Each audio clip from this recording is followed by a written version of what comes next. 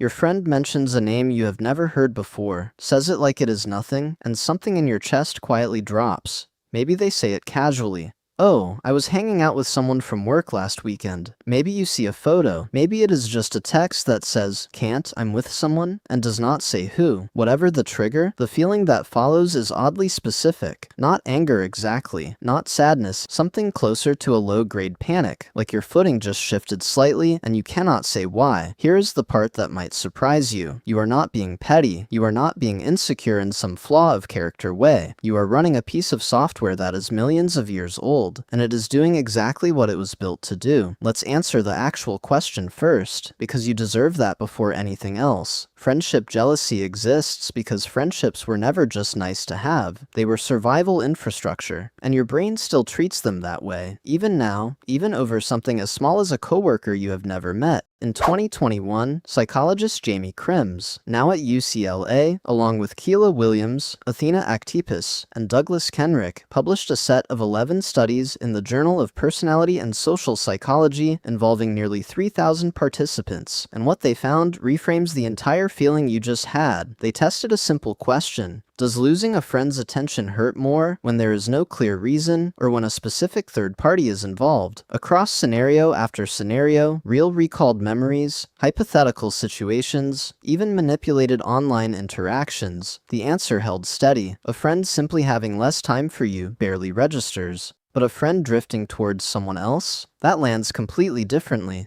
The jealousy spikes hard, and it spikes specifically because another person is now standing in the space you used to occupy alone. And here is the weird part. The researchers did not find this to be some embarrassing bug in human psychology. They argued the opposite. Friendship jealousy looks less like insecurity and more like a finely tuned alarm system, one built for exactly one purpose: noticing when a valuable relationship is at risk of being replaced. Think about what friendship actually did for a person 40,000 years ago. It was not entertainment. It was not a nice to have. A close friend was someone who would share food when you had none, warn you before a threat arrived, back you up during a conflict, help raise your children if something happened to you. Losing that person was not an emotional inconvenience. It was a resource loss with real, physical consequences. Which, honestly, makes a lot of sense when you think about it. Evolution does not build elaborate alarm systems for things that do not matter to survival. Now here's where it gets more specific, and honestly more interesting. Krems and her team did not just find that third-party threats cause jealousy, they found the intensity scales directly with how much you had to lose. In their studies, when a same-sex acquaintance shifted attention toward a stranger, participants barely blinked. When a close friend did the same thing, jealousy rose, and when a best friend did it, jealousy spiked to its highest point of all. Your brain, it turns out, is not reacting to friendship in general. It is running a constant, mostly invisible calculation of exactly how replaceable each relationship is, and reacting in proportion to what a specific loss would actually cost you. Now, here is the detail that genuinely surprised the researchers themselves. In one of their studies, Krems and her colleagues tried to figure out exactly what your brain is tracking underneath the jealousy. Is it simply how much time your friend spends with the new person, or is it something else entirely? They separated two possible triggers. One they called time threat, basically just how many hours your friend and this new person spend together. The other they called replacement threat, the sense that this new person could actually take your specific spot in your friend's life. And the two are not the same thing at all. Time threat barely moved the needle. You can hear that your friend spent an entire weekend with someone and shrug it off if nothing about your own position feels shaky, but replacement threat was the real driver. The study modeled a scenario where a best friend could only bring one guest to a desirable event, and the new person wanted the invite too. That single detail, the sense of a limited slot with your name potentially getting crossed off it, is what made jealousy spike, which tells you something important about what that tight feeling in your chest is actually about. It was never really about the hours. It is about the slot. Your brain does not care how much time they spend together. It cares whether there is still room for you. Stick with me here, because this connects to something you have probably felt, but never had a name for. British anthropologist Robin Dunbar spent decades studying how many close relationships a human brain can actually sustain. His research, building on comparisons between primate brain size and social group size, suggests our closest circle, the people we would call in a genuine crisis, tops out at around 5, not 50, not 500, 5. Beyond that sits a slightly wider circle of around 15, the people we would confide in regularly, and it takes an enormous amount of time, something researchers estimate at well over 100 hours of shared experience to move someone from acquaintance into that inner circle at all. 5 slots, that is the entire architecture. And no, that is not a metaphor. It is closer to a literal cognitive ceiling on how much relational depth one human mind can maintain at once. Now, imagine you are one of those 5 people to someone, and suddenly there is a new name in the rotation. Even if nothing is officially lost yet, your ancient brain does the math instantly. The pie has not gotten bigger. It has just gotten one more slice.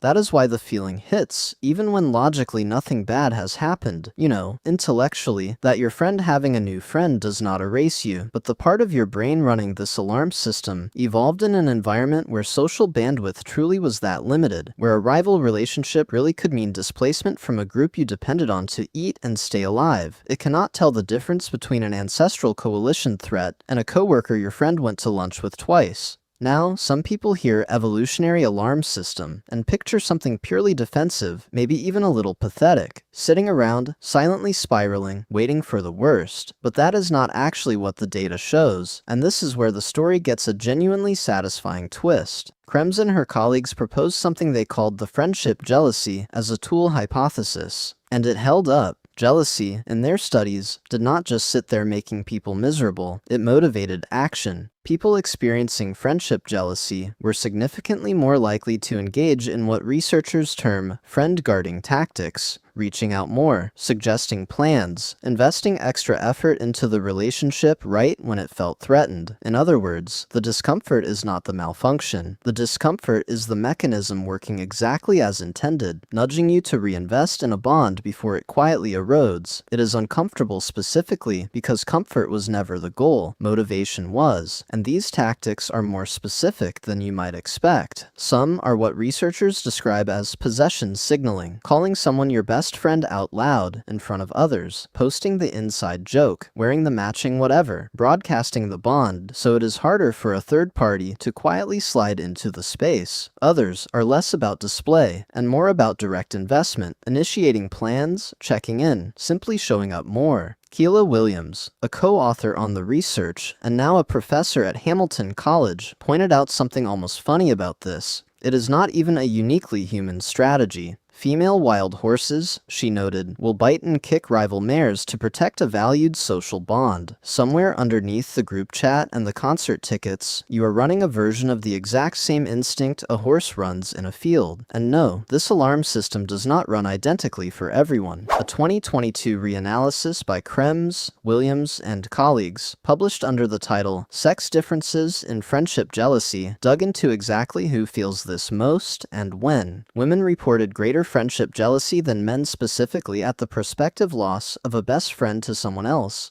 Men, on the other hand, reported greater jealousy at the prospective loss of a mere acquaintance. The theorized reason ties back to something evolutionary psychologists call coalitional value. Women's close friendships have historically centered more on a small number of deeply trusted allies, so losing one of those few is a bigger structural hit. Men's social value has often depended more on the overall size of a broader coalition, so even losing a peripheral tie can register as a threat to standing within the group. It is worth saying plainly that this is a documented pattern in aggregate data, not a rule for any one person. Individual variation is enormous, and the researchers themselves frame this as one factor shaping the system's sensitivity, not a fixed law of who gets jealous and why. Now this is where it gets interesting from a different angle entirely, because there is a modern wrinkle to all of this that ancestral humans never had to deal with. A 2024 study, led by Tracy Vaillancourt at the University of Ottawa, published in Evolutionary Psychology, examined how this exact mechanism behaves inside social media specifically. Across 3 separate samples totaling nearly 1,400 adults, her team developed and validated what they called the social media friendship jealousy scale, and tracked its effects over 1, 2, and even 3 years. What they found should sound familiar to anyone with a smartphone. Social media does not create a new emotion. It just gives the old alarm system constant, high-resolution fuel, a photo, a tagged location, a comment thread you were not part of. Ancestral humans got glimpses of a friend's other relationships occasionally, maybe once a week, maybe less. You get a photographic time-stamped feed of it, updated in real time, all day, every day. And no, this is not a small effect. Valensor's research found that higher social media friendship jealousy was directly associated with poorer friendship quality overall, and notably, women reported higher levels than men, with younger women showing the highest levels of all. The same alarm system, running on a surveillance feed it was never designed to process. Right? An ancient resource protection instinct built for a tribe of maybe 150 people at most, now getting pinged by an infinite scroll of other people's lives. It is worth being precise here, because good science means not blending confirmed findings with speculation. The link between social media use and friendship jealousy is well supported across multiple studies, replicated across 3 separate samples, and tracked over several years in Valensor's own data. What is more theoretical, and flagged as such by researchers themselves, is exactly how much of modern loneliness or relationship anxiety can be attributed to this mechanism specifically versus other overlapping causes, like general screen time or unrelated life stress.